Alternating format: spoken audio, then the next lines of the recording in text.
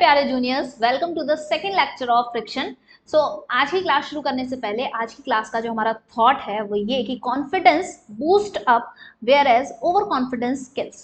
यानी कि आपको कोई एग्जाम क्रैक करना है तो उसके लिए आपके पास एक कॉन्फिडेंस होना कि हाँ मैं ये क्रैक कर सकता हूँ, अगर मैं प्रॉपरली मेहनत करूंगा, रेगुलरली मेहनत करूंगा तो मैं डेफिनेटली ये एग्जाम जो है वो मैं क्रैक करूंगा अच्छी रैंक से। लेकिन अगर एक ये ओवर कॉन्फिडेंस है कि हाँ हाँ हो जाएगा, ये तो मैं कर ही लूंगा, है ना, तो ये वाली जो चीज है ना, ये वाला एटीट्यूड जो ओवर कॉन्फिडेंस वाला है वो हमेशा आपको पीछे ही लेकर रहेगा, कभी भी आगे नहीं बढ़ाएगा। इसीलिए अगर आगे बढ़ना है तो ये हमेशा ध्यान रखना कि कॉन्फिडेंस कभी भी ओवर कॉन्फिडेंस में कन्वर्ट तो नहीं हो रहा है कहीं, तो ये चीज हमेशा ध्यान रखना। ओके, तो इस थॉट के साथ हम अपनी क्लास को कंटिन्यू करते हैं।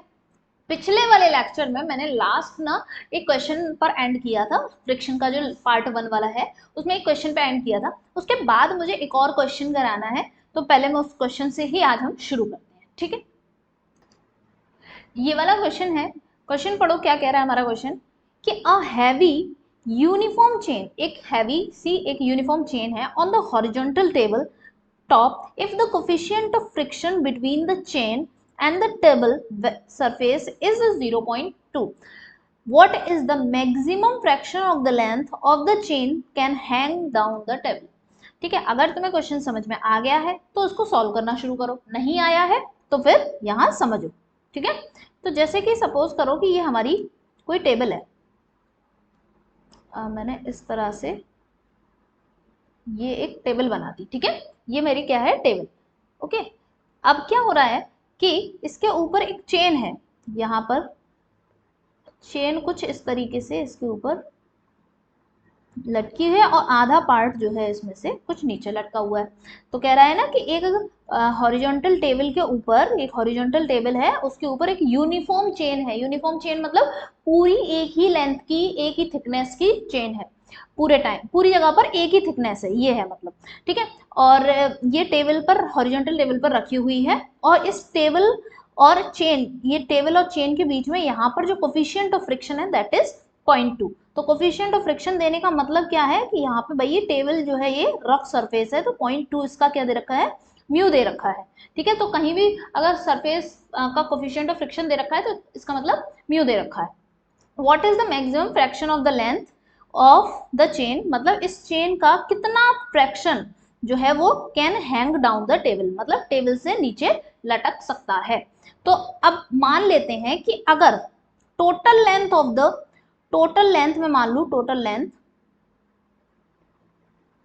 टोटल लेंथ में कैपिटल एल मान लू, है ना, और टोटल मास, टोटल मास जो है वो मैं मान लेती हूँ कैपिटल एम, किसकी, पूरी उसके लिए। और हम ये मान लेते हैं कि इतनी लेंथ जो है, ये स्मॉल एल लेंथ है, ये जो है वो हैंग कर रही है। हम इस फिगर को थोड़ा सा इस साइड ले आते हैं, बड़े जगह पे बनाते हैं एक ही फिगर में मैं, ताकि सारी चीजें मार्क कर दूंगी, है ना। तो मैंने ये माना यहाँ पर कि टोटल मास जो था, total mass, total mass of chain that is capital M, और total length of chain, of chain is capital L. ठीक है, और स्मॉल एल जो है that is the length of part. ठीक है, स्मॉल एल क्या है, small l is the length of, length of part of chain hanging down. ठीक है, चेन हैंगिंग डाउन मतलब जो पार्ट नीचे लटक रहा है उस पार्ट की तुम्हें क्या करनी है, मतलब उस पार्ट की स्मॉल लेंथ एल लेंथ है, तो फिर बचा हुआ जो पार्ट है उसकी लेंथ कितनी हो जाएगी, कैपिटल एल माइनस एल। ठीक है, पूरी लेंथ कैपिटल एल थी तो बची हुई कितनी हो गई, कैपिटल एल माइनस एल। अच्छा, तो अगर हम ये देखें कि जो कैपिटल एम मास है, ये मास कितने के लिए है, मैंने कहा कैपिटल एल लेंथ के लिए, तो हमने कहा कि कैपिटल एल लेंथ के लिए, कैपिटल एल लेंथ के लिए हमारे पास मास कितना है, कैपिटल एम। तो अगर 1 मीटर की लेंथ मान लूँ मैं, तो 1 मीटर की लेंथ के लिए तो मास कितना हो जाएगा, capital M upon capital L. तो स्मॉल एल लेंथ के लिए कितना मास हो जाएगा, तो हमें मास में इसको मास निकालना पड़ेगा ना हमें, तो कितना हो जाएगा हमने जो 1 लेंथ के लिए मास था उसमें क्या कर दिया, स्मॉल एल का मल्टीप्लाई, ठीक है। तो फिर अगर capital L minus L length के लिए हमारा मास क्या हो जाएगा, m अपॉन एल, फिर कैपिटल एल माइनस एल। तो ये डेटा मेरे पास पहले होना चाहिए। तो ये वाला मास, ये वाला मास, ये मुझे चाहिए था। तो इसका मतलब क्या हो गया कि इतने पार्ट का मास क्या है, capital M upon L small L, ठीक है, ये वाला हो गया। और इस वाले पार्ट का मास क्या है, capital M upon capital L, bracket में एल माइनस स्मॉल एल, ठीक है। तो ये वाला मास हमारा इस ऊपर वाले पार्ट का हो गया। तो इसका मतलब ये है कि ऊपर टेबल के ऊपर जो मास रखा हुआ है वो कितना है, ये वाला, और टेबल से नीचे जो मास लटक रहा है वो ये वाला। तो मैं इसको थोड़ा सा इस तरीके से अगर मैं फिगर बना दूं कि ये जो हमारी टेबल थी, ये जो हमारी टेबल है, ठीक है, इस टेबल के ऊपर ना 2 ब्लॉक्स रखे हुए हैं। जैसे एक ब्लॉक यहां रखा है, ये एक ब्लॉक यहां रखा हुआ है, और एक ब्लॉक जो है वो हैंगिंग है, ठीक है। और मान लेते हैं कि जैसे यहाँ पर ये पुली वाला जो केस हमने बताया था तुम्हें, पुली वाला केस बताया था, तो बिल्कुल उसी की तरह से, ठीक है। और ये यहाँ से ये रस्सी जा रही है और इस रस्सी से होते हुए नीचे आ रहा है, ठीक है। अब तुम एक बात समझो कि ये वाला केस मैंने तुम्हें करवाया था जब न्यूटन्स लॉज ऑफ मोशन पढ़ाया था, है ना। तो यहाँ पर होता क्या है कि अब देखो तुम, ये जो पुली है और ये जो स्ट्रिंग है, ये दोनों ही क्या है, मासलेस है। तो हम क्या करें, इनका तो कोई मतलब ही नहीं है, सिर्फ मास किसके पास है, इसके पास और इसके पास, ठीक है। तो मैं अगर इस वाली बॉडी को, ऊपर वाले को m1 मास दे दूं और इसको m2 मास दे दूं, तो नीचे में क्या लिख सकती हूँ, m2g लग रहा है, उसकी वजह से यहाँ टेंशन डेवलप हो रही है। फिर यहाँ पे भी इसमें टेंशन डेवलप हो जाती है, कैसे हुई है, क्लियर है ना। यहाँ इस ये टेंशन ऐसे, टेंशन के मैंने सारे एरो बना दिए, ठीक है, एनएलएम में हमने सीखे थे। अब ये वाली सरफेस जो है वो, उसमें क्या है, फ्रिक्शन है। तो जब ये रफ सरफेस है तो हम क्या करेंगे कि भाई, अब जब ये जो m1 वाला मास है इस पर टेंशन इधर लग रही है, तो इसका मतलब क्या है कि इस पर फ्रिक्शन किधर लगेगा, पीछे की तरफ। तो इस पे ब्लॉक के ऊपर फ्रिक्शन कैसे लगेगा, इधर पीछे की तरफ। तो यानी कि अगर मैं कहूं, तो अगर कंडीशन मेरे पास क्या हो गई कि ये जो m2 वाला ब्लॉक है, अब क्या हो रहा है कि हमसे यही तो बोल रहा है कि टेबल पे से कितनी चेन का कितना पार्ट नीचे लटका रहे, कि जो टेबल है, टेबल पे से ये चेन जो है वो गिरे ना नीचे, ठीक है, नीचे ये चेन जो है वो गिरे नहीं। यानी कि पता है क्या हो रहा है कि ये जो m2, ये सपोज करो ये मास जो m2 नीचे लटक रहा है, इसकी वजह से जो m2g लग रहा है नीचे, इस m2g की वजह से ही टेंशन डेवलप हो रही है। इस वाले t की वजह से ये t आया है, और इसकी वजह से ये, और इसकी वजह से ये, यानी कि इस m1 वाले मास को ये t टेंशन खींच रही है। तो ये m1 वाला मास यहां से कब नहीं हिलेगा, जब इसकी ये t इस फिर फ्रिक्शन से बराबर होगी, ठीक है। तो हमने असल में करा क्या है, अभी तुम देखो, मैंने इस चेन वाले सिस्टम को ना इस ब्लॉक से कंपेयर किया है। ब्लॉक से करना हमारे लिए आसान हो जाता है इस तरह से। अब तुम देखो कि ये वाला जो पार्ट है दैट इज m2, ठीक है, मतलब मैं क्या कर रही हूं, इसका जो मास है दैट इज m2, और इसका जो मास है दैट इज m1, ठीक है।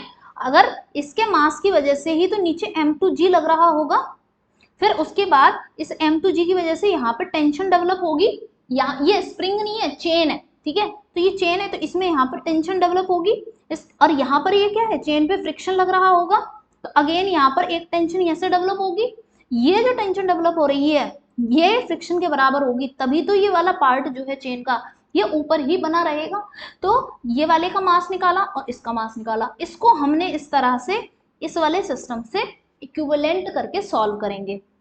तो अब हमने ऊपर तुमने देख लिया कि ये m2 मैंने कितना निकाला था, कैपिटल M अपॉन L, और फिर यहाँ स्मॉल l, और ये कितना निकाला था, capital M upon capital L, फिर कैपिटल L माइनस L, ये निकाला था, ठीक है। अब तुम इस वाले के हिसाब से इक्वेशन, अगर मैंने तुम बता दिया ना कि हम ये कंपेयर कर रहे हैं ताकि आसानी से हम सॉल्व कर लें, तो अगर मैं क्या कह सकती हूँ, m2g is equals to tension होगी, और अगर ब्लॉक ना गिरे या फिर चेन टू नॉट,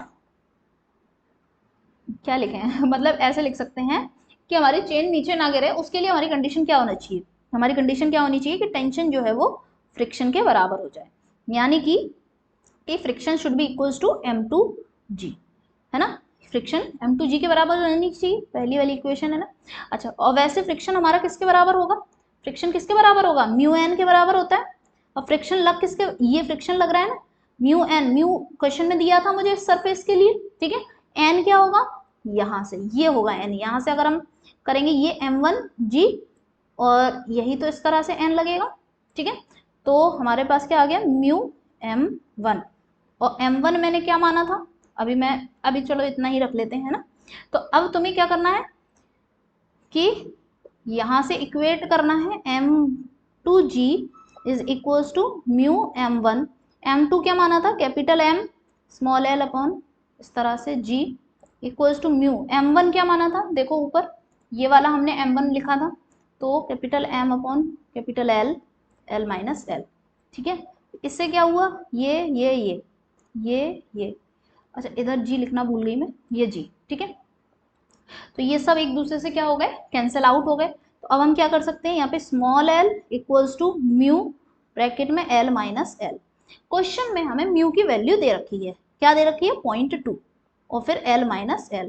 हमसे पूछ रहा है कितना फ्रैक्शन इस चेन का नीचे लटका रहेगा, है ना, कितना फ्रैक्शन। तो यानी कि मुझसे क्वेश्चन पूछ रहा है l अपॉन l मुझे फाइंड करना है, मतलब फ्रैक्शन, यही तो इतना पार्ट ही तो नीचे लटक रहा था चेन का, तो ये पार्ट टोटल लेंथ के कंपैरिजन में, तो मुझे यही चीज फाइंड करनी है। तो इक्वेशन मेरी क्या बन रही है, L equals to 0.2 capital L minus 0.2 small l, ये वाला पार्ट हम इस साइड लेके जाएंगे, तो L plus 1.2 sorry 0.2 L equals to 0.2 capital L, ठीक है। तो ये हो गया 1.2 स्मॉल l 0.2 कैपिटल L। मुझे चाहिए क्या, कैपिटल L अपॉन में आ जाएगा इसके, तो हो जाएगा 0.2 अपॉन 1.2 यानी कि 2 अपॉन 12 यानी कि 1/6।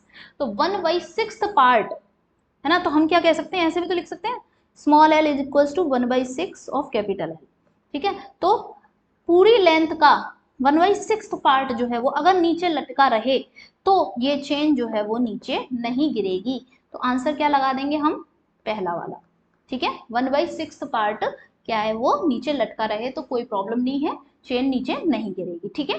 क्लियर है, इतनी बात समझ में आ गया क्वेश्चन। नेक्स्ट इसके आगे हम पढ़ेंगे फ्रिक्शन इन ब्लॉक सिस्टम, यानी कि अगर ब्लॉक रखे हुए हैं तो किस तरीके से फ्रिक्शन लगता है। तो मैंने ये वाला पहला एक, इसको ध्यान दो, इसको देखो, तो ये क्या है, ये एक सरफेस है, इसके ऊपर ये ब्लॉक रखा हुआ है ना, और मैंने ये इस तरह से ऐसे ऐसे इसलिए बना दिया है, ये हम फ्रिक्शन को शो कर रहे हैं, ठीक है। मतलब ये येलो वाली जो ब्लॉक है और ये जो टेबल है, मान लो इस टेबल और ब्लॉक के बीच में क्या है, फ्रिक्शन है, तो मैंने ऐसे बना दिया है। अब फ्रिक्शन होगा तो ऑब्वियसली क्या होगा हमारा भाई, क्या होगा, movement of sorry coefficient of friction भी होगा, यानी कि म्यू होगा ही, ठीक है। अच्छा, तो अब यहाँ पे समझना ये है कि मैं तुम्हें ये सिखाऊंगी कि फ्रिक्शन किस किस डायरेक्शन में लगाते हैं, ये लगाना सिखाऊंगी, ठीक है। तो अगर मान लो कि ये इस पे अप्लाइड फोर्स है, ये ठीक है, ये क्या है, अप्लाइड फोर्स, तो अप्लाइड फोर्स अगर हम ब्लॉक पे ऐसे लगा रहे हैं और ये ब्लॉक किसी सरफेस पे रखा है जिसके साथ यहाँ पर ये फ्रिक्शन प्रेजेंट है, तो क्या होगा, फ्रिक्शन है क्या, friction is directly proportional to normal. Normal क्या होता है, अभी हॉरिजॉन्टल केस में तो mg के बराबर ही रहेगा, है ना, mg के बराबर ही मतलब ये, और हॉरिजॉन्टल सरफेस पर रखा है तो नॉर्मल जो इसका होगा वो डायरेक्टली mg के बराबर ही रहेगा, ठीक है। तो यानी कि क्या होगा, नॉर्मल क्या होता है कि अब तुम एक बात सोचो कि जितना ज्यादा मास उतना ज्यादा नॉर्मल, और जितना ज्यादा नॉर्मल, नॉर्मल क्या होता है कि हमारा नॉर्मल रिएक्शन जो हम बोलते हैं, है ना, नॉर्मल रिएक्शन। तो ये जो नॉर्मल रिएक्शन होता है जितना ज्यादा रहता है उतना ही ज्यादा क्या होता है, सरफेस से इसका अटैचमेंट है ना। अभी तुम सोचो कि अगर जैसे होता है ना कि कई बार कोटा चले जाते हैं बच्चे, वहां दोस्ती हो गई, अब जब वहां दोस्ती हो गई तो फिर जब वापस आते हैं तो वहां जो दोस्त बन गए थे वो कहते हैं कि भाई तू मत जा, है ना। कभी ऐसा होता है ना कि एक जा रहा है दोस्त, फिर तो दूसरा बोलता है ना कि भाई तुम मत जाओ, है ना, तो वो रोकने की कोशिश कर रहा होता है। तो फिर ये वाला जो ब्लॉक है इसकी ना दोस्ती हो गई थी इस टेबल सरफेस से, ठीक है, तो इसके और इसके बीच में यहाँ पर बहुत ज्यादा अफेक्शन बन गया था। तो यहाँ पर क्या हो रहा है कि जब हम अप्लाइड फोर्स लगा रहे हैं तो फिर क्या हो रहा है कि ये जो टेबल सरफेस है ये इसको जाने से मना करेगी, क्योंकि इधर फोर्स लग रहा है तो इधर जाने नहीं देना चाहती, इसीलिए क्या करेगी, इससे मना करेगी तो इस पे इधर फोर्स लगाएगी। तो दैट इज द फ्रिक्शन, जो अभी तक तुम सीख भी रहे हो। लेकिन ऐसा नहीं होता कि ये और ये सिर्फ मतलब सिर्फ ये टेबल ही इस पे फोर्स लगाएगी, ऐसा नहीं। अब क्या हो रहा है कि ये ब्लॉक तो जा ही रहा है, तो ब्लॉक बोलेगा कि भाई मैं तो जा ही रहा हूँ, तो तू भी चला जा, है ना, तू मुझे रोक मत। मतलब ये टेबल इस ब्लॉक को रोकने की कोशिश कर रही है, इसीलिए तो इधर फोर्स लगा रही है ना। अब ये ब्लॉक बोलेगा कि देख भाई मैं अकेला नहीं, मैं जा रहा हूँ, तो तू यहाँ पे मत रुक, तू भी चला जा। तो यानी कि अब ये इस टेबल के ऊपर भी क्या होगा, फ्रिक्शन फोर्स उतना ही लगाएगा। तो ये टेबल जितना इसे रोकने की कोशिश कर रही थी उतना ही ब्लॉक भी इससे बोलेगा कि तुम भी जाओ, तुम भी चलो, ठीक है। तो इसका मतलब क्या है कि ये क्या है कि friction force on block by table surface, ठीक है। और ये क्या है, ये क्या है, friction force by block on table surface. समझ रहे हो बात को, टेबल सरफेस। तो कौन किस, ये डायरेक्शन बहुत इंपॉर्टेंट है यहाँ पर। इसका मतलब ये, अभी तक तुम क्या सोचते थे कि भाई हमने अप्लाइड फोर्स इधर लगाया, फ्रिक्शन यहाँ प्रेजेंट है तो पीछे की तरफ फ्रिक्शन फोर्स लग जाता है, तो ये बात सही है यहाँ तक, लेकिन कहानी आगे भी है, इधर भी फोर्स लगता है। अब ये क्यों पढ़ रहे हैं, ये इसलिए पढ़ रहे हैं, आगे और देखते हैं।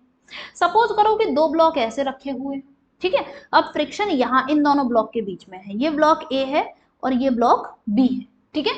तो अब इन दोनों के बीच में बहुत ज्यादा वाली दोस्ती हो रखी है, यहाँ पे ये बहुत ज्यादा वाली दोस्ती हो रखी है, ठीक है।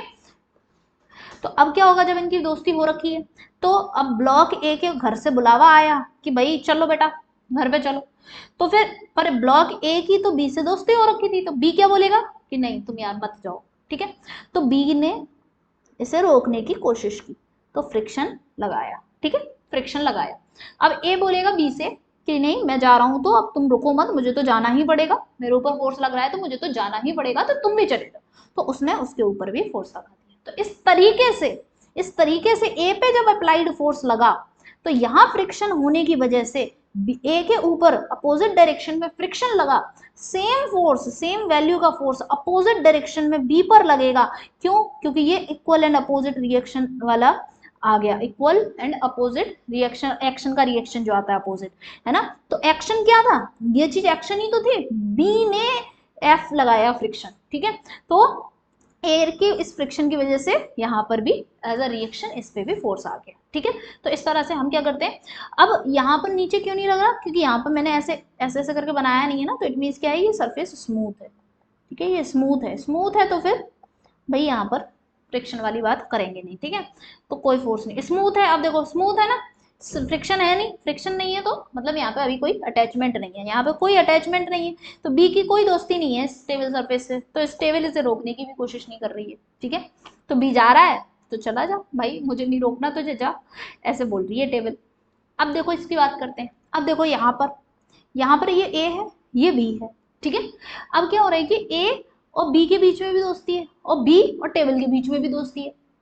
तो चलो फोर्स कहाँ लग रहा है, अप्लाइड फोर्स कहाँ है, ए के ऊपर, तो ए के घर से बुलावा आया कि ए को फोर्स, अप्लाइड फोर्स लगा। तो सबसे पहले ये देखो कि ए की किस किस के साथ दोस्ती, ए के बी के साथ दोस्ती है, तो बी से रोकेगा, ठीक है, तो बी से रोकेगा, तो मान यहाँ पे लगा दिया हमने फोर्स F1। तो ए क्या लगाएगा, सेम ए ब्लॉक भी बी पे फोर्स लगाएगा, दैट इज F1, लेकिन अपोजिट डायरेक्शन, ठीक है। मतलब इसका अपोजिट डायरेक्शन तो इधर ही डायरेक्शन हो जाएगी ना, ठीक है। फिर अब एक ही बात खत्म कर दो, इस लेवल पे बात खत्म हो गई, इस दोस्ती की बात खत्म हो गई। अब क्या हुआ, ठीक है, अब जब ए पे अप्लाइड फोर्स लगा था तो ए जा रहा था, तो बी ने उसे रोकने की कोशिश की, तो फिर ए ने कहा कि मैं तो जा ही रहा हूँ, तुम भी चले जाओ इस डायरेक्शन में। तो फिर बी ने सोचा कि चलो मैं भी चल पड़ती हूँ, ठीक है, मैं भी चल देती हूँ। तो अब जब बी जा रही थी तो बी ने देखा, बी जब जा रहा था तो बी की दोस्ती हो रखी है टेबल से, तो टेबल ने बी को रोकने की कोशिश की। तो अब ये वाली दोस्ती और ये वाली दोस्ती अलग अलग है ना, तो यहाँ पे फ्रिक्शन हमने F1 और F1 यूज किया था, तो मैं यहाँ पे F2 यूज कर लूंगी, ठीक है। अच्छा, तो अब बी, टेबल ने बी को रोका, तो अब बी जो है वो टेबल से बोलेगा कि मैं जा रही हूं तो तुम भी चले जाओ, ठीक है। तो इस तरीके से हम क्या कर लेते हैं, डायरेक्शन बना लेते हैं। अच्छा अब आ जाओ इधर, समझ में आ रहा है ना तुम लोगों को, फील कर पा रहे हो कि दोस्ती दोस्ती वाला मैटर।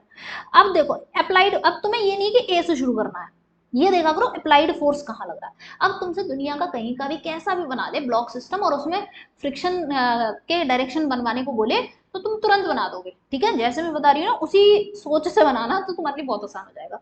तो अब देखो अप्लाइड फोर्स किस पे लग रहा है, बी पे लग रहा है अप्लाइड फोर्स, ठीक है। तो बी के घर से बुलावा आया, तो ए बी टी सी और ये टेबल, ये सारी चीजें क्या थी, दोस्ती, सबकी अलग अलग इस तरह से दोस्ती है। तो बी के ऊपर फोर्स लगा, बी के घर से बुलावा आया, तो अब बी की दोस्ती थी सी से, नीचे वाले को देखते हैं, बी की दोस्ती है ना सी से, मतलब बी और सी के बीच में फ्रिक्शन है, तो सी इसको रोकने की कोशिश करेगा, फ्रिक्शन है बी के और सी के बीच में फ्रिक्शन है, तो सी क्या करेगा, उसको रोकने की कोशिश करेगा, है ना। तो यहाँ पर मैंने F1 बना दिया, ठीक है।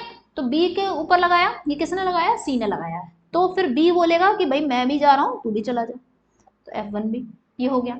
लेकिन क्या बी की सिर्फ सी से दोस्ती थी, नहीं, बी की दोस्ती ए से भी थी, तो ए भी कहेगा कि यार बी तुम जा रहे हो, बी जा रहा था, तो ए क्या करेगा, बी को रोकने की कोशिश करेगा, तो फिर इधर लग जाएगा, तो इसको F2 नाम दे देती हूँ। तो फिर बी ए से भी कहेगा कि यार मैं जा रहा हूँ तो तू भी चला जा, तो ऐसे ही इस पे हो जाएगा, ठीक है। अच्छा अब इधर वापस से सी पे आ जाते हैं, सी जो था वो बी के कहने पर जब जाने लगा था F1 से, तो क्या होगा कि सेम, अब क्या होगा कि सी जब जा रहा है तो टेबल इसे रोकने की कोशिश करेगी, तो फिर यहाँ पर हम अलग लगा देंगे, ठीक। अब मैं हर बार अलग क्यों करती हूँ, जब जब जब जब सरफेसेस बदल रही हैं, ठीक है। यहाँ पर ये वाला, ये कॉन्टेक्ट है, ये एक कॉन्टेक्ट है, इस कॉन्टेक्ट के इक्वल एंड अपोजिट सेम होना चाहिए, इस कॉन्टेक्ट के इधर इक्वल एंड अपोजिट, ठीक है। अब इस कॉन्टेक्ट के इक्वल एंड अपोजिट, ठीक है। एक ही बॉडी पर सेम फोर्स नहीं है, एक ही बॉडी पर सेम फोर्स नहीं है, एक सरफेस, जो सरफेसेस हैं दो कॉन्टेक्ट वाली, उनके इधर उधर साइड क्या है, सेम फोर्सेस है। तो यहाँ पर ये क्या हो जाएगा, टेबल के ऊपर भी F3 वाला फ्रिक्शन लग जाएगा। तो आई होप कि तुम्हें फ्रिक्शन की डायरेक्शंस बनाना आ गया होगा आसानी से, ठीक है। समझ गए होगे कि तुम्हें किस तरह से बनानी है।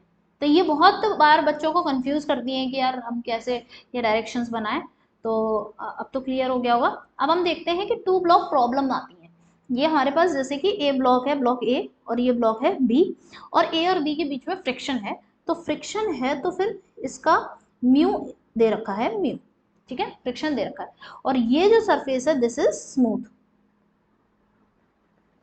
ये सरफेस जो है दिस इज स्मूथ, ये स्मूथ सरफेसेस है, और ए और बी के बीच में क्या है, फ्रिक्शन प्रेजेंट है, ठीक है। तो अब यहाँ पे हमें ये फाइंड करना होता है कि हम इस पर एफ अप्लाइड कितना लगाएं सो दैट कि ए और बी जो है वो साथ में सेम एक्सेलरेशन से मूव करने लगे।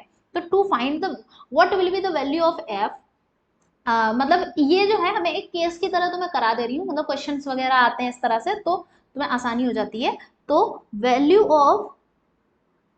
Of F max, maximum F max, sorry F कितना हम लगाएं, value of F for moving, moving या फिर for moving block A and B, block A and B together with same acceleration, together with same acceleration, same acceleration।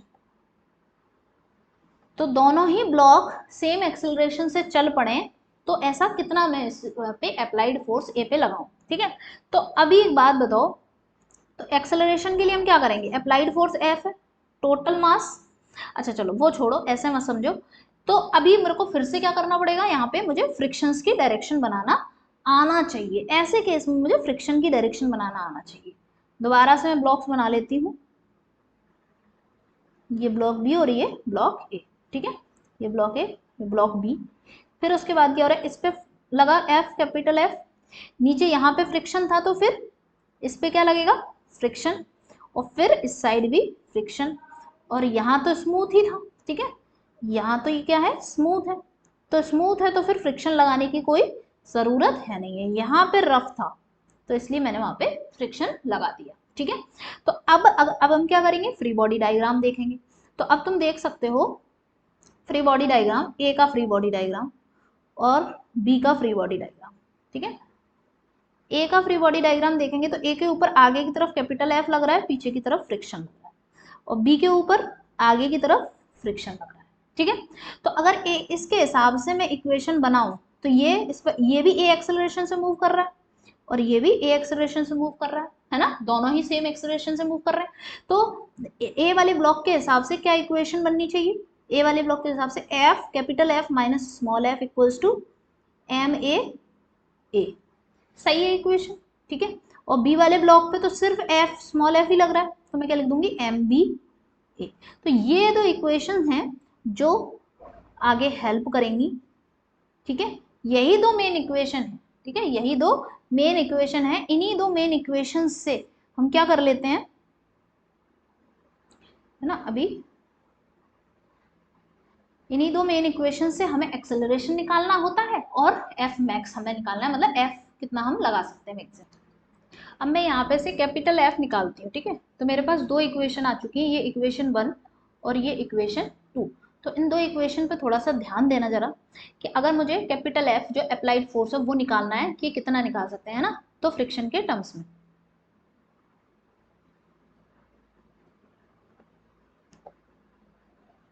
तो हम क्या करेंगे यहाँ पर, जैसे मेरे पास equation f minus small F equals to M a, दूसरी इक्वेशन से मैं क्या करूंगी, ए की वैल्यू उठाऊंगी, f minus small F equals to M a की वैल्यू हम क्या लिख सकते हैं, small f upon M b. ठीक है, तो हमारे पास क्या हुआ कि F is equals to M A upon M B plus 1, और फिर क्या हो गया, फ्रिक्शन। ये कैसे किया मैंने, ये वाला पोर्शन तो यहीं पे था, ये पोर्शन उठा के इधर ले गई तो प्लस में एफ हो गया, और दोनों से मैंने स्मॉल एफ कॉमन ले लिया। ठीक है, तो इस तरह से लिख सकते हैं। अब यहाँ इस जगह मैंने क्या किया है, इस जगह मैंने क्या किया है, a is equals to small f upon M b put किया है। ठीक है, अब हम क्या कर सकते हैं कि ये जो कैपिटल एफ है, ये एम ए अपॉन एम बी जो है इसको तो लिखा रहने दो, कोई प्रॉब्लम नहीं है ना। और यहाँ स्मॉल एफ जो है, स्मॉल एफ क्या है, फ्रिक्शन, कहाँ पर, यहाँ पर। ठीक है, इस जगह पर फ्रिक्शन है, तो इस जगह पर नॉर्मल रिएक्शन क्या निकालेंगे, ये वाला, है ना। तुम देखो इस सरफेस के लिए नॉर्मल यही निकलेगा, तो इसके वजह से यहाँ से एम जी क्या लिखेंगे, एम ए जी। ठीक है, तो मेरा फ्रिक्शन क्या होगा, तो friction will be small F equals to m mu M A g. ठीक है, तो हम फ्रिक्शन की जगह पे यहाँ क्या लिख सकते हैं, म्यू एम ए जी। ठीक है, क्लियर है इतनी बात, तो हमारा ये फ्रिक्शन भी आ जाता है। तो अब ये वाला जो फॉर्मूला है तुम डायरेक्टली पुट कर सकते हो, अगर तुम्हें डायरेक्टली याद रह पाए तो बहुत अच्छी बात है, बट मैं ऐसा नहीं कह रही कि तुम्हें एग्जैक्टली ये फॉर्मूला याद करने की जरूरत है, बट ये कॉन्सेप्ट समझने की जरूरत है कि बस हाँ ये वाला हमारा कॉन्सेप्ट रहता है। ठीक है, और हम इस वाले को भी यूज कर सकते हैं।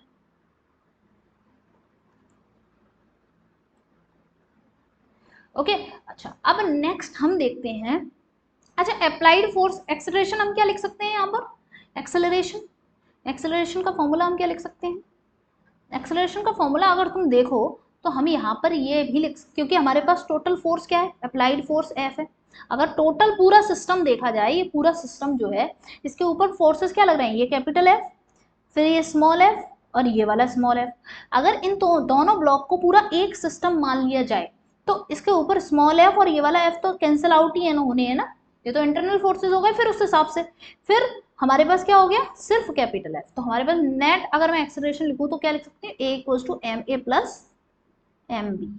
तो ये हमारा एक्सेलरेशन का भी इस तरह से हमने फॉर्मूला निकाल दिया। क्लियर है। अब चलो ये वाली दूसरी कंडीशन देखते हैं। दूसरी कंडीशन क्या है कि ब्लॉक ए और ब्लॉक बी, दो ब्लॉक हैं, ए और बी के बीच में फ्रिक्शन है जो मैंने बना रखा है, रेड से शो कर रखा है, और यहाँ पे अप्लाइड फोर्स कहाँ है, नीचे वाले ब्लॉक के ऊपर फोर्स निकाल रहे हैं। तो अब अगर मैं एक्सेलरेशन लिखूं तो एक्सेलरेशन तो वही रहेगा, एफ अप्लाई जो है हमारा और ma plus mb। Net acceleration अगर मुझे सिर्फ लिखना हो तो मैं इस तरह से इक्वेशन बना के लिख सकती हूँ, ठीक है, इस तरह से मैंने लिख दी। अब बात आती है कि एफ कितना होना चाहिए, ठीक है, तो फिर वो निकालने के लिए मुझे क्या करना पड़ेगा, फ्रिक्शंस की डायरेक्शन बनानी पड़ेगी। तो हम इसी पे बनाते हैं। तो अब बताओ बी का और टेबल के बीच में तो कोई फ्रिक्शन है नहीं, तो यहाँ पर फ्रिक्शन नहीं लगेगा। किसके बीच में है, ए के साथ है, तो ए क्या करेगा, इसे रोकने की कोशिश करेगा, तो ए इस पे लगाएगा इधर की तरफ फ्रिक्शन, ठीक। तो बी भी क्या बोलेगा ए से कि भाई तुम भी चलो, ऐसे होगा, ठीक है। तो अब इस तरह से तुम क्या कर सकते हो, तुम ब्लॉक ए पकड़ो, ये पता नहीं क्या कर रहा है, ब्लॉक ए पकड़ो और ब्लॉक बी पकड़ो, ठीक है, ब्लॉक ए और ब्लॉक बी। ब्लॉक ए पे फ्रिक्शन ऐसे लग रहा है, ब्लॉक बी पे कैपिटल एफ और स्मॉल एफ, दो फोर्सेस लग रहे हैं, ठीक है। थोड़ा सा ऊपर बना देती हूँ तो मैं कंफ्यूजन ना हो, नीचे वाली सरफेस से नहीं लग रहा है, ऊपर वाली सरफेस की वजह से लग रहा है, ठीक है। तो अगर ब्लॉक ए की वजह से बनाओगे तो क्या लिखोगे, एफ इक्वल्स टू स्मॉल ए, मतलब एम ए इंटू ए, ठीक है, और यहाँ पर f minus f equals to M b a, ठीक है। तो ये इक्वेशन नंबर 1 हो गई, ये इक्वेशन नंबर 2 हो गई। अब तुम यहाँ से फिर से निकाल सकते हो, तुम्हारी चॉइस है, तुम क्या कर सकते हो, देखो यहाँ से f की वैल्यू निकालेंगे हम, ठीक है। तो हम क्या कर सकते हैं, f की वैल्यू निकालनी है मुझे, तो मैंने क्या किया, एम बी ए प्लस एफ कर दिया, ठीक है। तो एम बी ए, एफ की वैल्यू मैंने वहां से उठाई, क्या लिखेंगे हम यहाँ पर, ए के टर्म्स में नहीं निकाल रहे हैं हम, एफ के टर्म्स में निकालेंगे, है ना। तो एफ के टर्म्स में अगर हम निकालते हैं तो क्या निकलेगा मेरे पास, यहाँ पे ऊपर से इक्वेशन नंबर 1 से मैं f की वैल्यू पुट करूंगी, तो f अपॉन एम ए प्लस एफ, ठीक है, जो कि यहाँ पे क्या हो जाएगा, एम बी अपॉन एम ए प्लस 1 और अगेन फ्रिक्शन, क्लियर है। अभी फिर हम क्या लिख सकते हैं इसको, capital F equals to M B plus M A, LCM ले लिया, ठीक है, और नीचे एम ए, और फ्रिक्शन को मैं क्या लिख सकती हूँ, फ्रिक्शन देखो किस सरफेस पे है, यहाँ पर इस जगह है, यहाँ है फ्रिक्शन, ये वाला है, ठीक है, इस वाली सरफेस की वजह से है, तो इस सरफेस पे नॉर्मल क्या लग रहा है, ऊपर की तरफ नॉर्मल लग रहा है, और ये नॉर्मल जो होगा वो किसके बराबर होगा, एम ए जी के बराबर, ठीक है। अगर फ्रिक्शन यहाँ होता नीचे तब हम क्या करते, इस सरफेस से ऊपर का सारा मास लेते, इस सरफेस यहाँ पर इस सरफेस पे है तो हम यहाँ का मास ले रहे हैं, ठीक है। अब हम क्या लिख सकते हैं, म्यू एम ए जी, इससे क्या होगा, एम ए से एम ए कैंसिल आउट हो गया, तो मैं क्या लिख सकती हूँ कि F is equals to mu M A plus M B और फिर जी, ठीक है। तो तुम्हें यहाँ पर इसका भी अप्लाइड फोर्स मिल गया, क्लियर है। तो ये दो केसेस मैक्सिमम रहते हैं। अब देखो हम फोर्स क्वेश्चन करते हैं। क्वेश्चन क्या कह रहा है, 12 newton of force required to be applied on A, block A, देखो यहाँ पे बना दिया है लेकिन किसके ऊपर है ये, अच्छा पहले पूरा क्वेश्चन पढ़ लेते हैं। 12 newton of force required to be applied on A of mass 4 kg to slip on B of mass 5 kg, find the maximum horizontal force F to be applied on B so that block A and B move together, ठीक है। अब ये question कह क्या रहा है, पहले इस बात को समझो। बाद में तो इन्होंने पूछा है कि find the maximum horizontal force F to be applied on B, B पर हम कितना फोर्स लगाएं, ये तो ताकि ए और बी जो है वो साथ में चल पड़े, ठीक है। तो इसका मतलब ये बी पे जो मैंने अभी तुम्हें केस कराया उसमें नीचे वाले ब्लॉक पे फोर्स लग रहा है, इतनी बात तो मैं समझ आ रही है। तो उस वाले केस में फोर्स नीचे पे लग रहा है, ठीक है, लेकिन फ्रिक्शन तो दिया ही नहीं, पता ही नहीं है कौन सी वाली फ्रिक्शन है। तो इन्होंने कुछ क्लू दिया है, क्या क्लू दिया है, ये कह रहे हैं कि 12 न्यूटन का फोर्स चाहिए पड़ता है, रिक्वायर्ड है टू अप्लाई ऑन ए पर मैं अगर 12 न्यूटन का फोर्स लगा दूं तो जो कि ए जो है वो 4 kg का है और बी जो है वो 5 kg का है, तो क्या होता है कि ए जो है वो स्लिप कर जाता है बी के ऊपर। तो इसका मतलब कहीं ना कहीं इधर फ्रिक्शन होगा, यहाँ फ्रिक्शन होगा, तो क्या होता होगा, अभी ये वाली बात अगर मैं इसको हटा दूं, एफ बी, ये जो बात है F B force on B है, उस वो सेकंड बात है। पहली बात ये है, पहले वो ये कह रहे हैं कि ए के ऊपर अगर हम 12 न्यूटन का फोर्स लगा दें तो वो स्लिप हो जाएगा। स्लिप हो जाएगा मतलब ए जो है वो बी के ऊपर से हट जाएगा। तो कैसे हट सकता है? तो ऑब्वियसली कहीं ना कहीं इतना फ्रिक्शन होगा ना, यहाँ पे इतना फ्रिक्शन रहा होगा। कितना रहा होगा? ये जो फ्रिक्शन ए के, अगर मैं यहाँ पे फ्रिक्शन है और इधर इस तरह से यही बनाऊंगी मैं फ्रिक्शन की डायरेक्शन, ठीक है, तो ए के ऊपर टोटल फोर्सेस क्या लग रहे हैं? एक इस तरफ 12 न्यूटन और इस तरफ फ्रिक्शन। तो यानी कि अगर इसका 12 न्यूटन जो है वो कहीं ना कहीं इसके फ्रिक्शन के बराबर होगा, तो ये 12 न्यूटन कहीं ना कहीं हमें क्या दे रहा है? ये फ्रिक्शनल का फोर्स दे रहा है। तो 12 newton will be equal to friction. और फ्रिक्शन यहाँ पर कितना होगा कि जब मैं इस वाली सरफेस की बात कर रही हूँ तो डेफिनेटली मुझे इधर ही का नॉर्मल देखना है, इससे ऊपर जो मास रखा हुआ है वो कंसीडर करूंगी मैं, और वो मास क्या है? M A. तो मैं ये क्या लग जाएगा? एम ए जी। ठीक है, तो मेरा फ्रिक्शन क्या लिख दूंगी मैं? Mu M A g. तो 12 ये हो गया। म्यू पता नहीं है, वही तो निकालना है, म्यू की जरूरत है ना। एम ए क्या है? 4, जी क्या है? 10। तो म्यू इज इक्वल टू 12/40, यानी कि 6/20, यानी कि 3/10 है ना, 2 से काट दिया, 3/10। तो म्यू इज इक्वल टू आ गया 0.3, म्यू मिल गया। अब तुम देखो कि वही कंडीशन है कि ब्लॉक बी है, ब्लॉक ए है ना, दो ब्लॉक्स हैं, एक ब्लॉक और दूसरा ब्लॉक, ब्लॉक ए और ब्लॉक बी, ब्लॉक ए और ब्लॉक बी, और ए और बी के बीच में क्या है? फ्रिक्शन। ए और बी के बीच में क्या है? फ्रिक्शन। और ए वाले बी वाले पे क्या लग रहा है? Applied force. तो हम क्या करेंगे? इस अप्लाइड फोर्स की मुझे वैल्यू बतानी है ताकि ये दोनों के दोनों साथ में मूव करें। तो एफ इज इक्वल टू, अभी अभी फॉर्मूला लिखा है, mu is equal to M A plus M B और फिर जी। ठीक है, तो F is equal to mu क्या है? 0.3, और दोनों का मास जोड़ देंगे 4 + 5, और जी की वैल्यू 10। तो F is equal to 0.3 into 9 into 10, तो क्या आ गया? 27 न्यूटन। ठीक है, 27 न्यूटन। क्लियर है इतना पार्ट? नेक्स्ट आता है हमारा एंगल ऑफ फ्रिक्शन। ये एंगल ऑफ फ्रिक्शन क्या होता है ये पढ़ेंगे अगला टॉपिक हम। ठीक है, एंगल ऑफ फ्रिक्शन। अब देखते हैं कि एंगल ऑफ फ्रिक्शन क्या होता है।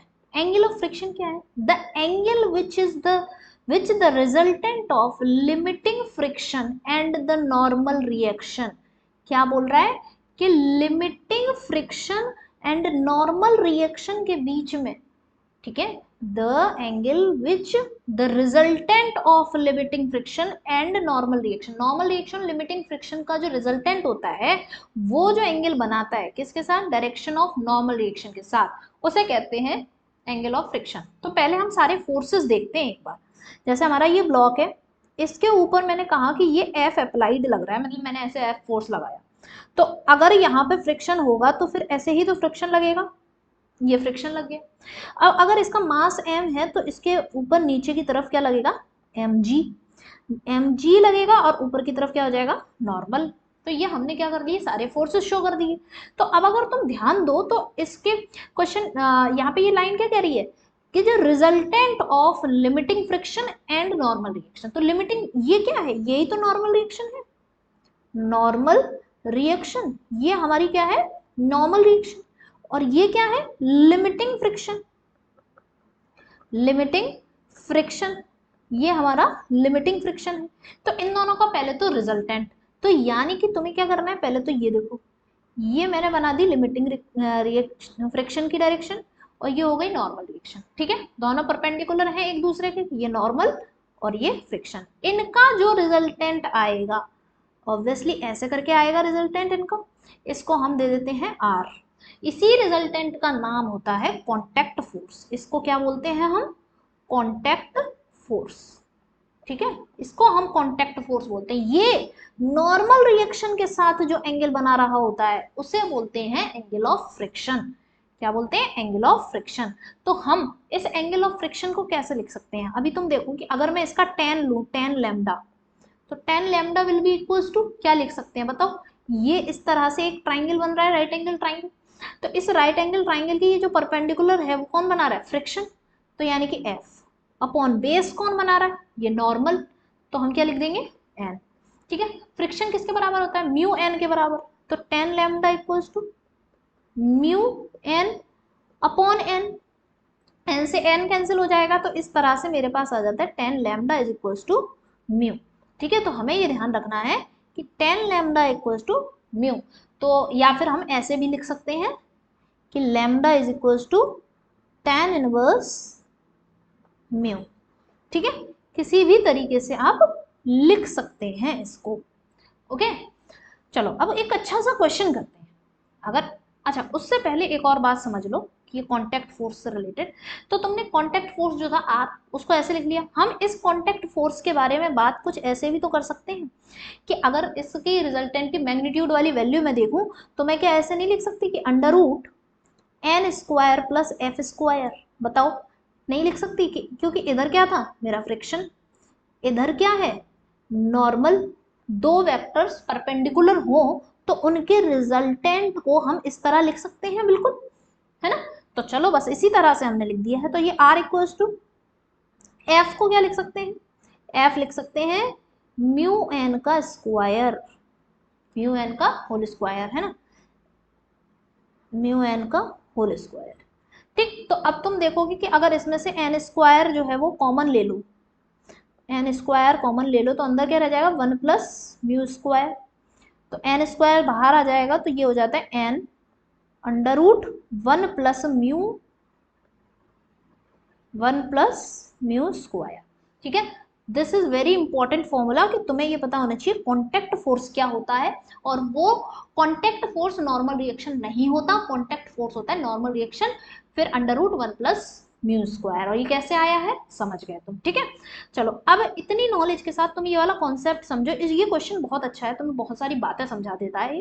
क्वेश्चन क्या कह रहा है, देखो क्वेश्चन कह रहा है कि एक मास है 10 kg का, वो हॉरिजॉन्टल सरफेस पे रखा हुआ है।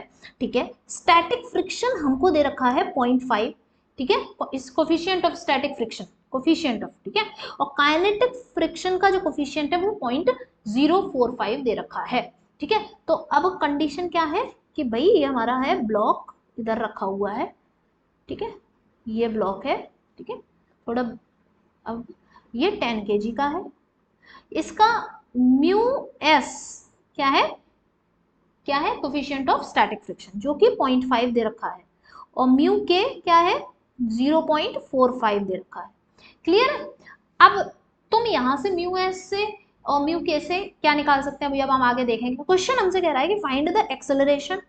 क्या करो तुम, फाइंड एक्सेलरेशन फाइंड करो, फोर्स ऑफ फ्रिक्शन फाइंड करो, कॉन्टैक्ट फोर्स फाइंड करो। ठीक है, कब, अगर हम 40 न्यूटन का लगाएं फोर्स और एक बार 60 न्यूटन का फोर्स लगाएं, तो हम पहले क्या करते हैं, देखो म्यू एस और म्यू के हमें दे रखी है, तो इनसे हम क्या पता कर सकते हैं। तुम्हें याद हो जब मैं पहले लेक्चर में मैंने बताया था तुम्हें कि म्यू एस जो होता है यानी कि कोफिशिएंट ऑफ स्टैटिक फ्रिक्शन, उसका उसको यूज करके अगर हम वैल्यू निकालते हैं फ्रिक्शन की, तो वो हमें क्या देती है, स्टैटिक फ्रिक्शन की मैक्सिमम वैल्यू। ठीक है, मतलब अगर मैं एफ एस निकालूं इस ये यूज करके म्यू एस एन करके, तो ये ऐसे लिख लूंगी मैं 0.5, एन क्या लिखूंगी एम जी के बराबर, तो 10 इंटू 10। ठीक है, समझ गए ना, एन इक्वल्स टू मेरा क्या लिखा है मैंने एम जी, यानी कि 10 इंटू 10। क्लियर है। अच्छा, तो ये क्या हो जाएगा एफ एस, इस तरह से मैंने लिख दिया, तो ये 50 न्यूटन हो गया। लेकिन एक बात बताओ, क्या ये स्टैटिक फ्रिक्शन है, क्या ये स्टैटिक फ्रिक्शन है। मैंने तुम्हें बोला था कि जो स्टैटिक फ्रिक्शन की मैक्सिमम वैल्यू होती है वो क्या होती है, लिमिटिंग फ्रिक्शन। तो यानी कि असल में ये क्या है, maximum value of static friction है, maximum value of static friction. ठीक है, स्टैटिक फ्रिक्शन, ये सारा कॉन्सेप्ट मैंने फर्स्ट लेक्चर में पूरा अच्छे से समझाया है, अगर नहीं देखा हो ना तो उसको जरूर एक बार समझ लेना। जो कि क्या होती है एफ एल, लिमिटिंग फ्रिक्शन, तो हम इसे क्या कहेंगे 50 न्यूटन क्या हमारा लिमिटिंग फ्रिक्शन है। पहली बात तो ये समझनी है।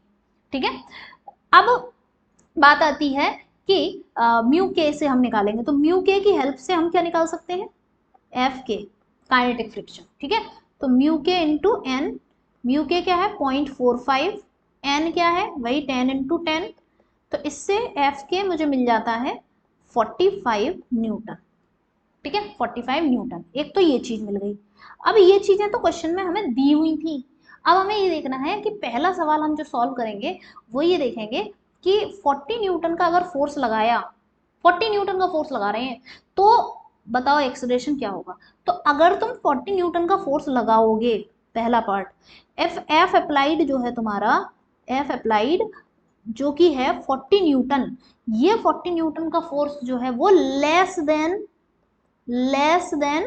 एफ लिमिटिंग फ्रिक्शन, ठीक है, लिमिटिंग फ्रिक्शन से कम है ना, जो कि कितना है 50 न्यूटन है, ये कम है। तो इसका मतलब क्या है, body will not move, body will not move, body move ही नहीं करेगी, और जब बॉडी मूव नहीं करेगी तो जीरो एक्सेलरेशन, क्या होगा, जीरो एक्सेलरेशन, एक्सेलरेशन ही जीरो होगा। पहला पार्ट सॉल्व हो गया। दूसरे कह रहा है कि तुम्हें ये बताना है कि फोर्स ऑफ फ्रिक्शन क्या होगा।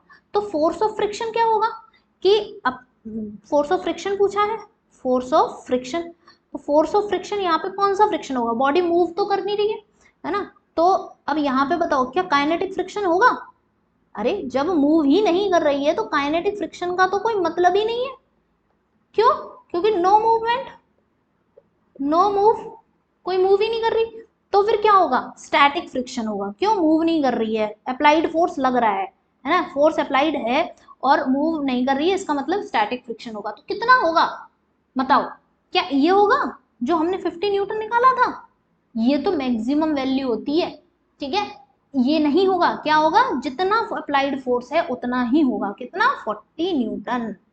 ये चीज यहाँ पर खास बात है, अक्सर यहाँ पूरे चांस थे कि तुम स्टैटिक फ्रिक्शन का आंसर क्या लगाओ कि ये 50 न्यूटन, क्योंकि म्यू एस इंटू एन करके निकाला है तो स्टैटिक फ्रिक्शन, इसीलिए मैंने पहले बोला था कि वो लिमिटिंग फ्रिक्शन की वैल्यू है, लिमिटिंग फ्रिक्शन क्या होता है, स्टैटिक फ्रिक्शन की मैक्सिमम वैल्यू, ठीक है।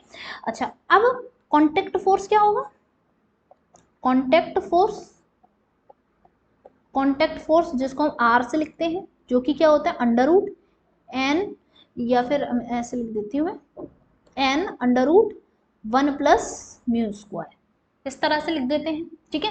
तो एन क्या था मेरा, एन नॉर्मल रिएक्शन यानी कि एम जी है ना, एम जी, एम 10 था, जी 10 था, अंडर रूट 1 प्लस हमारा म्यू क्या लेंगे हम, तो म्यू रख लेंगे अपना,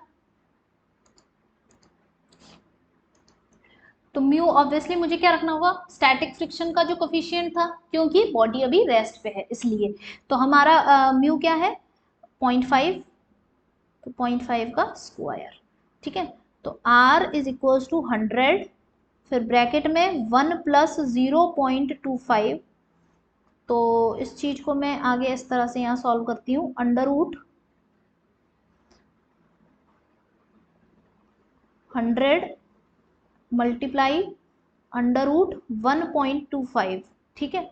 तो इसको सॉल्व कर लेंगे एक बार, 100 इंटू 1.25 का रूट निकाल लो, तो बहुत ज़्यादा कॉम्प्लिकेटेड हो जाएगा है ना। इससे अच्छा तरीका क्या है इसे सॉल्व करने का, इससे अच्छा तरीका इसे सॉल्व करने का ये है कि आप ऐसे कर लो, 1.25 को 125/100 लिख सकते हैं, ये 100 बाहर आ जाएगा, क्या आ जाएगा, इक्वल्स टू 100, फिर 100 बाहर आएगा तो 10 रह जाएगा, मतलब रूट में से बाहर आएगा ना जब, तो 10 रह जाएगा, तो अंडर रूट क्या रह गया 125। अब इस साइड तो ये बाहर तो 10 ही बचा, एक जीरो से एक जीरो कट गया, अब 125 क्या है 25 इंटू 5, तो 25 भी बाहर आ जाएगा, किसके फॉर्म में, 5 के फॉर्म में, क्योंकि 5 का स्क्वायर होता है ना, तो 5 अंदर क्या रह गया 5, तो अब ये क्या हो गई 50√5, तो 50√5 को सॉल्व करना आसान है, ठीक है। √5 की वैल्यू हम समथिंग 2.2 इस तरह से 2.25 है ना, तो ये वैल्यू लगा दो, तो 50 इंटू 2.25 वैल्यू, और आंसर हम लिख सकते हैं समथिंग इसका आ जाएगा, क्या लिखेंगे आंसर, इसका मल्टीप्लाई करो तो समथिंग हमारा आंसर आ जाएगा 111 पॉइंट समथिंग, तो 1111 करके तुम आंसर लिख सकते हो। हमने ये फोर्स निकाला है तो हमने न्यूटन यूनिट लगा देंगे, ठीक है। तो ये मैंने अभी फर्स्ट वाला पार्ट सॉल्व किया है, तो समझ में आ गया तुम्हें, यहाँ पर हमने सेकेंड वाला पार्ट सॉल्व करते हैं। अब सेकेंड वाले पार्ट में हमारा एफ अप्लाइड कितना दे रखा था 60 न्यूटन है ना, तो एफ अप्लाइड मेरा 60 न्यूटन था, तो हाँ अब ये जो है वो मोर देन लिमिटिंग फ्रिक्शन है, लिमिटिंग फ्रिक्शन जो कि 50 न्यूटन था, ठीक है, 50 न्यूटन से ज्यादा है, तो यस बॉडी विल मूव, तो body will move, body will move, body move करेगी, मूव करेगी तो एक्सेलरेशन भी होगा, ठीक है। तो एक्सेलरेशन कितना होगा, एक्सेलरेशन होगा, तो एक्सेलरेशन निकालने के लिए एफ नेट, तो नेट एक्सेलरेशन क्या है और mass of the body, F net क्या आएगा बताओ। अब ब्लॉक जो था वो ये इस तरह से, ये ब्लॉक है, इसके ऊपर ये एफ अप्लाइड 60 न्यूटन का लग रहा है और इधर से ये फ्रिक्शन लग रहा था, ठीक है। अब बॉडी मूव करने लगी है, बात ये है कि बॉडी मूव करने लगी है, तो अब कौन सा फ्रिक्शन लग रहा होगा, काइनेटिक फ्रिक्शन।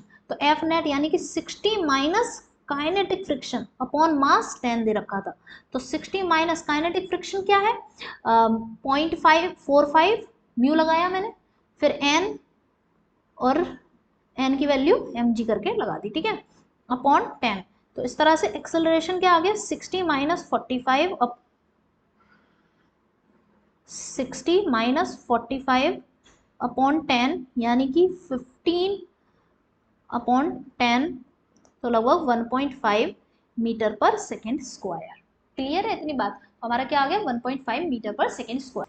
तो अब ये एक्सेलरेशन वाली बात क्लियर हो गई। अब फोर्स ऑफ फ्रिक्शन पूछ रहा है तो क्या करेंगे, force of friction, force of friction की जब बात की जा रही है तो फिर एक बात बताओ, बॉडी मूव कर रही है, बॉडी मूव कर रही है तो कौन सा फ्रिक्शन लगेगा, काइनेटिक फ्रिक्शन होगा। काइनेटिक, स्टैटिक फ्रिक्शन का तो कोई मतलब ही नहीं है ना, अब काइनेटिक फ्रिक्शन होगा।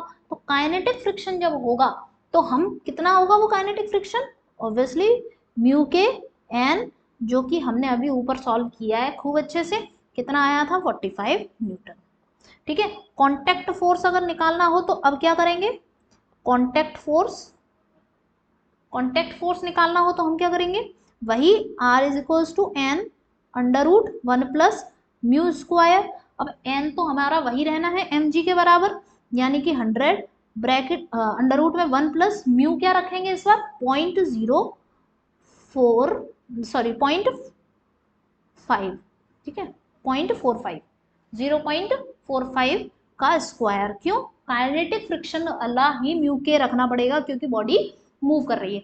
तो बाकी इसको तो आराम से सॉल्व कर लेना है ना। मेन बात ये थी कि यहाँ पे कौन सी चीज रखनी है हमें, ये ज्यादा इंपॉर्टेंट है ना। तो आगे नेक्स्ट क्वेश्चन देखते हैं हम।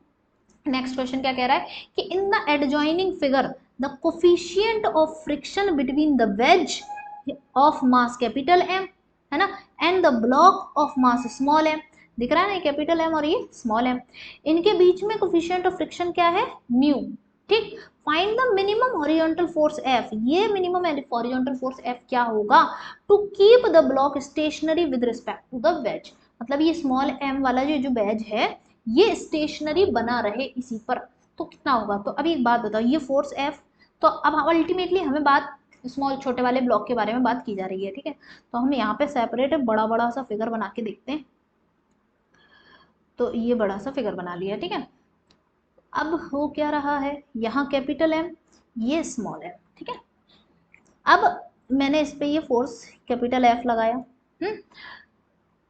इसका ये जो स्मॉल एम वाला पास है कि वो रेस्ट पर ही रहे, तो इसके साथ क्या हो रहा होगा mg लग रहा होगा, है ना, mg। अब नॉर्मल किधर लगेगा, इधर, ये नॉर्मल लगेगा, नहीं, नॉर्मल किधर लगेगा, इधर, क्योंकि कांटेक्ट वाली सरफेस कौन सी है, ये सरफेस है, कौन सी है, ये वाली सरफेस कांटेक्ट वाली है, इसलिए नॉर्मल परपेंडिकुलर लगेगा, नॉर्मल यहाँ लगेगा। तो फिर एम, अब एक बात बताओ, ये रेस्ट पे बना रहे तो उसके लिए कंडीशन क्या है कि mg को कोई बैलेंस करे, तो कौन बैलेंस करेगा, अब की बार फ्रिक्शन बैलेंस करेगा, कौन बैलेंस करेगा, फ्रिक्शन बैलेंस करेगा, यहाँ पे फ्रिक्शन बैलेंस करेगा, मतलब ये mg की वजह से ये मास नीचे गिरने की कोशिश करेगा, तो mg से नीचे खींचने की कोशिश कर रहा है, बट इस कैपिटल एम और स्मॉल एम के बीच में फ्रिक्शन है तो वो फ्रिक्शन इसे ऊपर की तरफ पुश करेगा, ठीक है। तो ये फ्रिक्शन इसे ऊपर की तरफ पुश करेगा, तो ये इसका फ्रिक्शन जो है वो हमारा mg से बैलेंस होना चाहिए। अब बात आती है कि इसका ये नॉर्मल रिएक्शन किससे बैलेंस करेगा। अब एक बात बताओ, ये जो फ्रिक्शन, ये जो अप्लाइड फोर्स है इसकी वजह से क्या होगा, इसकी वजह से इधर की तरफ क्या आएगा, एक्सेलरेशन। अब जब इधर एक्सेलरेशन आएगा तो फिर इधर क्या लगेगा, सीडो फोर्स। तो नॉर्मल किससे बैलेंस होगा, नॉर्मल किससे बैलेंस होगा, सूडो फोर्स से। तो यहाँ पे हिंट क्या है मेरी, हिंट है कि आपको concept of SIDO force use करना है, concept of SIDO force use करना है, ठीक है। तो अब हम जानते हैं कि ब्लॉक ना गिरे, mg फ्रिक्शन के बराबर होना चाहिए। फ्रिक्शन जो है वो म्यू एन के बराबर होता है, और एन जो है वो, अच्छा ये अलग अलग करके लिखते हैं ना, फ्रिक्शन जो है वो म्यू एन के बराबर होता है। एन किसके बराबर है, एन एम ए के बराबर है। तो अल्टीमेटली मेरी इक्वेशन क्या होगी, M G is equals to mu M A, ठीक है। तो मैं क्या लिख सकती हूँ, m से m कैंसिल हो गया, g equals to mu A. तो मुझे क्या बोल रहा था, मिनिमम हॉरिजॉन्टल फोर्स बताना था। तो अल्टीमेटली मैं यहाँ पे अगर मैं सिर्फ म्यू पूछूं, अगर कोई मुझसे म्यू पूछ लेता तो म्यू इसमें यहाँ पर जी बाई ए लिख सकते हैं। कई बार क्वेश्चन यही आता है कि फ्रिक्शन, ये बताओ कोफिशिएंट ऑफ फ्रिक्शन क्या होता है, कितना होगा। तो कई क्वेश्चंस भी ऐसे हैं जिनमें एमसीक्यू इस तरह से दिए होते हैं, तो हमें जी बाई ए आंसर ऑप्शन में तुम्हें देखने को मिलेगा, ठीक है। लेकिन यहाँ पर तो तुमसे सिर्फ ये एफ पूछा था, और इस एफ की वजह से ही तो ये एक्सेलरेशन आ रहा था। तो बस अब मैं तो यहाँ पे सिंपल एम ए कर देंगे। तो मेरे अगर मैंने ये जो इक्वेशन निकाली है, मी इक्वल्स टू जी अपॉन ए, तो मैं इससे कैसे लिख सकती हूँ, ए इक्वल्स टू क्या लिख सकती हूँ, a is equals to g upon mu. लेकिन क्वेश्चन अगर ऐसे भी पूछ लेते हैं, एक्सेलरेशन पूछ लिया या फिर कोफिशिएंट ऑफ फ्रिक्शन पूछ लिया, तो यही कॉन्सेप्ट लगता है। कई सारे क्वेश्चन आते हैं ये इसी तरह से, एक ये यहाँ पर तो एक बड़ा सा मास दे दिया, कभी कभी ट्रक दे देता है कि ट्रक है और फिर उससे ऐसे अटैच्ड है। तो चीजें हमें ये वाली तो यही यूज करनी होती है, ठीक है। तो कभी कोफिशिएंट ऑफ फ्रिक्शन पूछ लिया तो आंसर, एक्सेलरेशन पूछ लिया तो यहाँ तक आ जाता है। लेकिन हमसे फोर्स पूछा है तो फोर्स क्या करेंगे, अब ये जो फोर्स है वो फोर्स छोटे वाले पे थोड़े ना लग रहा है, इस पे लग रहा है, और फिर सबका सब कुछ एक साथ मूव कर रहा है। तो फिर मैं फोर्स कैसे निकालूंगी, force will be equals to mass, total mass capital M और स्मॉल एम, फिर एक्सेलरेशन। तो कैपिटल एम, स्मॉल एम और एक्सेलरेशन क्या है, जी अपॉन म्यू। तो हम क्या लिख देंगे, F is equals to capital M small m G upon mu, ठीक है। तो दिस इज अवर फोर्स। इस फोर्स से अगर इस ब्लॉक पर लगाया जाए फोर्स, तो फिर क्या होगा, छोटा वाला जो ब्लॉक था, है ना, इस वेज, ये वेज है ना बड़ा वाला, इस बड़े वाले वेज पर ये वाला फोर्स लगाया जाए तो ये ब्लॉक जो है वो स्टेशनरी रहेगा, ठीक है। क्लियर है। अच्छा अब आगे बढ़ते हैं नेक्स्ट। इसके बाद जो हमारा टॉपिक है that is angle of repose.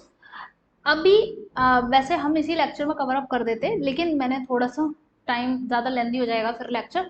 तो एंगल ऑफ रिपोज और जो इंक्लाइन प्लेन पे बॉडी का मूवमेंट होता है, और कुछ अच्छे क्वेश्चंस हैं वो और करवाने हैं, तो उसको हम एक और लेक्चर में कवर अप कर देंगे, है ना। तो एक तीसरा लेक्चर और हो जाएगा, ताकि थोड़े से क्वेश्चंस वगैरह अच्छे से हो जाएंगे, इसीलिए हम तीसरा लेक्चर और कर लेते हैं, है ना। तो एक और लेक्चर में, नेक्स्ट लेक्चर में हम ये इंक्लाइन प्लेन वाला और एंगल ऑफ रिपोज का पूरा कॉन्सेप्ट और इस पे बेस्ड अच्छे से कुछ क्वेश्चंस हैं वो करेंगे।